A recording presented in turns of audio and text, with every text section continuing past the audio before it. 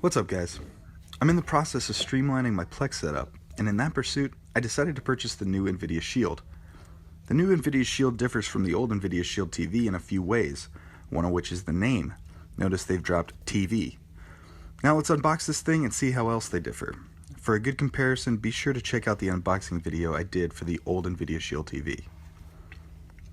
Right off the bat, you'll notice that this machine supports 4K HDR, which is huge for those of you with a 4K HDR TV and a Netflix and/or Amazon Video subscription. Besides that, the packaging is slightly different than the older version as well. Lifting off the top of the box reveals the device and the now included remote. I think the lack of an included remote was one of the biggest drawbacks to the old version. Taking a look at the Shield, you'll notice that this is significantly smaller than the last version, about a third smaller actually. It's also significantly lighter. It has all the same internal hardware, but the outside casing is made entirely of plastic, which is a bit disappointing.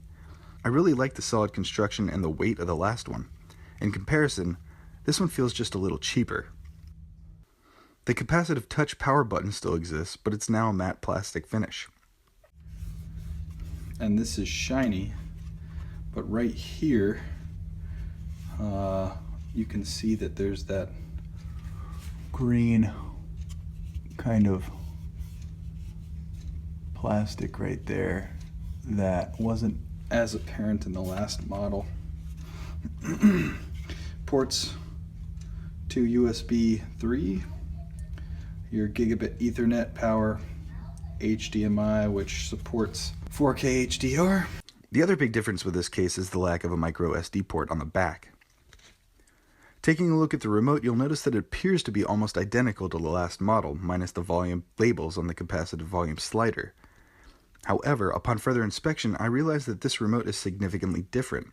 First, it's not a rechargeable remote. You must change the batteries manually when it dies. Secondly, and maybe more disappointingly, there is no headphone jack for private listening. Bummer. Now onto the controller. One thing I missed on first inspection was the placement of the private listening jack on the controller. The 3.5mm jack is now nicely concealed at the bottom of the controller, which makes much more sense in my opinion. The other thing that I'll mention is that although there's been a redesign and some of the other components have lost some weight and features, this controller still feels premium, with a very nice weight, and button presses are a bit more satisfying. But full disclosure, I'm not a gamer, so take that with a grain of salt.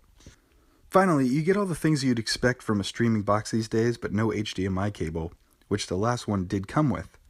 Sure, 4K HDR HDMI cables are more expensive, but barely. Okay, as far as operation, this thing is practically no different than its older sibling.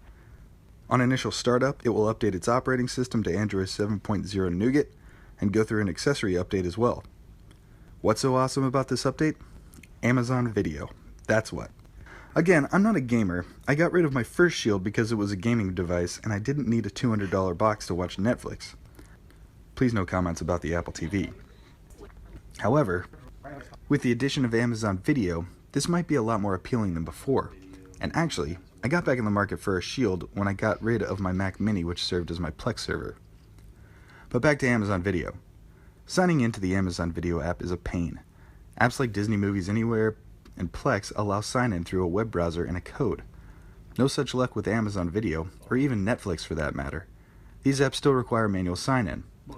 Whatever, you do it once and you're done. Notice the Amazon Video app's layout is similar to the old layout of the Fire TV.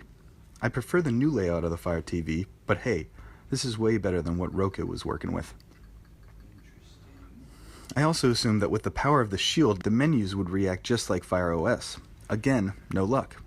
You scroll down the side menu and you must click the menu item for the submenu to change on the right.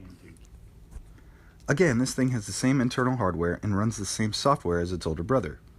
Soon they'll both get the ability to act as a voice assistant through an always listening remote. So if you're looking to upgrade, I'd think long and hard before you do. If you like the style of the new controller, buy one for $59.99. If you're looking for a smaller footprint, sell your old one for as much as you bought it, and get this one. Besides that, the differences just aren't enough to justify an upgrade. I really like the new one, and I really like the old one. The difference for me is that I finally have a reason to have one at all, and hopefully I'll give you some insight in the future as to why I came to that decision. That's it for me. Let me know if there are any burning questions you have about the new nVIDIA Shield that I didn't answer. I'll continue to fool around with this device, and as I discover more things, I'll make a follow-up. Please like, subscribe, and comment, and as always, thanks for playing along. Hey, if you like that, watch these, and subscribe for more stuff.